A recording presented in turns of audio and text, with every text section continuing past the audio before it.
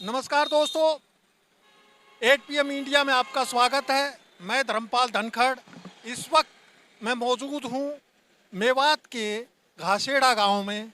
इस ऐतिहासिक गांव में ये वो गांव है जहां 1947 में बंटवारे के समय जब यहाँ से मेव भाई पलायन कर रहे थे, पाकिस्तान जा रहे थे, उस वक्त महात्मा गांधी ने आकर के यहाँ घासेड़ा गांव में ही जो है अनशन किया था और कहा था कि जो है अगर आप लोग जाएंगे तो मेरी लाश से गुजर करके जाएंगे। उन्होंने महात्मा गांधी के कहने पर मेवात के लोग जो हैं यहीं पर ठहर गए थे। आज हम अपने हरियाणा की विधानसभा को लेकर के क्या राजनीति हो रही है, विधानसभा चुनाव को लेकर के, इस यात्रा की शुरुआत जो है घासेड़ा ऐतिहासिक गांव से करने जा रहे हैं। हमारे साथ घासेड़ा के काफ़ी सारे बुजुर्ग मौजूद हैं, इनसे जानते हैं कि क्या रहेगा राजनीति का माहौल, क्या रुझान यहाँ दिखाई दे रहा है चुनाव का, और क्या इन लोगों की समस्याएं हैं और क्या ये अपेक्षाएं कर रहे हैं। नमस्कार जी, आपका शुभ नाम? आमीन जी। आप घासेड़ा गांव में कब से रह रहे हैं? जय हमारे बाप दादा रहता है, कुछ पता नहीं कितने पूछते नहीं कई रहे, पीढ़ियों से रह रहे हैं। हजारों साल बदल क्या जब से गांव लगता है में इस बार विधानसभा चुनाव में क्या आपके गांव का माहौल लग रहा है? माहौल के एतबार से विधानसभा में कांग्रेस को हिसाब किताब सही लग रहा है। और आपके क्षेत्र में पिछले 10 साल में बीजेपी की सरकार हरियाणा में है, तो क्या क्या काम करवाए? काम ना बीजेपी करे न कांग्रेस करे, किसी भी न करे, हालात आपके सामने हैं। हर घर में 1000 रुपया महीना को पानी मोल को पी रहे हैं, एक बूंद पानी ना। हाँ, सरकार तो कोई सी सरकार ने कोई सुविधा ना करी आज तक भी। सरकार दावा कर रही है कि उसने रैनी वैली परियोजना यहाँ शुरू की थी।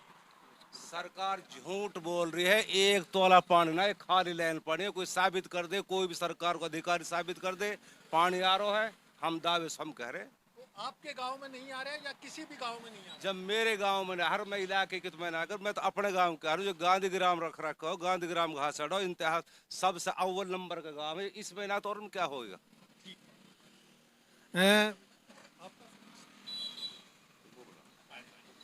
पानी कहते हैं बुते तू कहते। यहाँ तो जी पानी की समस्या ज़्यादा है।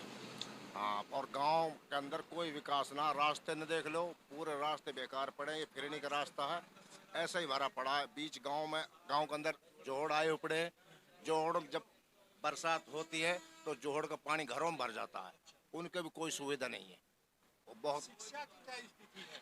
शिक्षा कुछ है ही नहीं, कोई शिक्षा नहीं, नहीं कोई नहीं। पानी किसी घर में। यहाँ से जो हाई स्कूल है, जो स्कूल है 2 किलोमीटर आगे है। अब यहाँ के जो बच्चे 2 किलोमीटर ऑन रोड कैसे पढ़ने के लिए जाएंगे? आज तक किसी मिनिस्टर पे, कई सरकार पे यहाँ कोई 5 तक का स्कूल नहीं बना। हर बार मांग करते, ना कोई बीजेपी वाला करते ना कांग्रेस वाला। इसलिए ये मजबूरी है।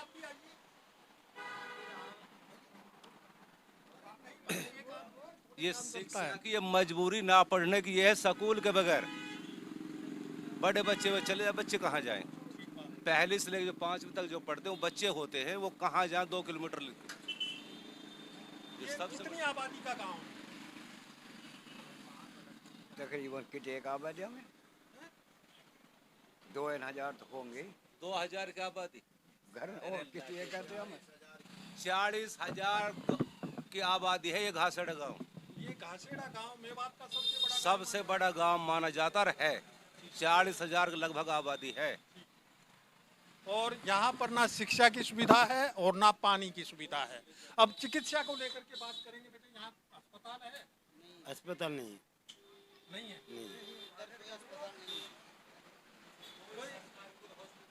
कोई सरकारी अस्पताल नहीं है, हॉस्पिटल, सरकारी हॉस्पिटल कुछ नहीं है इधर को। मेवात में बहुत सारे ट्रेनिंग कॉलेज खोलने की बात की जा रही है कि मेवात में बहुत सारे जेबीटी के ट्रेनिंग सेंटर भी बनाए गए थे। यहाँ पे कोई नहीं है, सब झूठा है। इस गांव में कोई नहीं है। जब इलेक्शन आवे, जब तो ये नू लगा लो सोनो फैला दे मेवात के अंदर, और इलेक्शन होते एक साथ में इन नाबूझ क्या ही भाव भी, ये सब बकवास करा। तो आपके गांव में? इलाज की क्या सुविधा है सरकार? कोई सुविधा नहीं है। तो इलाज करवाने कहाँ जाते हैं? नूह चला जाते हैं, गुड़गांव। चले जाते हैं और दूसरी कोई जगह नहीं है। है, कोई जगह नहीं। तो इस बार विधानसभा चुनाव में आपके मुद्दे क्या रहेंगे? वो तो टाइम आएगा जब बताएंगे। है? टाइम आएगा जब बताएंगे। अच्छा, वैसे कोई मुद्दा नहीं है। कोई मुद्दा नहीं, डिमांड रखते हो कुछ सरकार से? कोई कोई डिमांड। मांग नहीं रखते। मस्जिद के अंदर बैठ के हिसाब लगाया था गांव का, और एक्शन से भी मिले थे, सारे अधिकारी इनसे मिले हैं। घासेड़े गांव के अंदर 75 लाख रुपए महीने का पानी गिर रहा है, और फिर भी कोई सुनाई नहीं होती, और फिर वो भी टाइम पे नहीं मिलता। वो नु कहते फिर 15 से हम गिरेंगे एक टैंकर, जब मजबूरी होती है वो 15 से कटा लेते हैं। कि घासेड़े गांव के अंदर पानी की तो इतनी किल्लत है कि जब कोई ठीक नहीं, हाहाकार मच रहा है। पिछड़ेपन का मुख्य कारण क्या है? पिछलेपन का जो मेन कारण ये है कि बगैर शिक्षा के लोग रह गए, शिक्षा नहीं थी, और इसके बगैर जो है पिछड़ापन आ गई है। अब जो के बच्चे पढ़ रहे हैं, हर आदमी गरीबी इलाका है, गरीबी इलाका, किसी ने पैसा खर्च करके ज़मीन बेच करके अपना बच्चा पढ़ाया तो उनके लिए नौकरी ना मिले, इसलिए पछड़ते चले गए। सबसे कारण यानी नौकरियों के मामले में भी पिछड़े हुए हैं, पानी की सुविधा यहाँ पर नहीं है, और चिकित्सा की सुविधा भी यहाँ पर नहीं है, और शिक्षा का के क्षेत्र में तो पिछड़ा हुआ ही है। शिक्षा नहीं होने के कारण ही मुख्य रूप से ये क्षेत्र पिछड़ा हुआ है। घासेड़ा गांव है, यहाँ चिकित्सा की कोई खास सुविधा नहीं है, और ना ही शिक्षा के लिए कोई सुविधा है। 40,000 की आबादी का ये ऐतिहासिक गांव घासेड़ा है, और यहाँ पर काफ़ी संख्या में लोग जो हैं वो खेती बाड़ी करते हैं या छोटे मोटे काम धंधे करते हैं। अब अगर हम बात करें कि इस गांव के पिछड़ेपन के कारण क्या है, जैसे अभी लोगों ने बताया कि यहाँ की जो समस्याएं हैं, मुख्य समस्या जो है वो सड़क, स्वास्थ्य और चिकित्सा की यहाँ है, और दूसरी एक और सबसे बड़ी समस्या है पीने के पानी की। पीने का पानी यहाँ उपलब्ध नहीं है।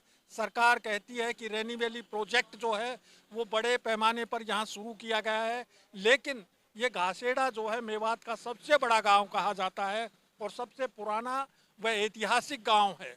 गांधी जी ने यहाँ पर अनशन किया था, और उस गांव में भी अगर पानी की सुविधा नहीं है तो फिर किस गांव में रैनी वैली प्रोजेक्ट जो है वो शुरू हुआ होगा, किससे आया होगा।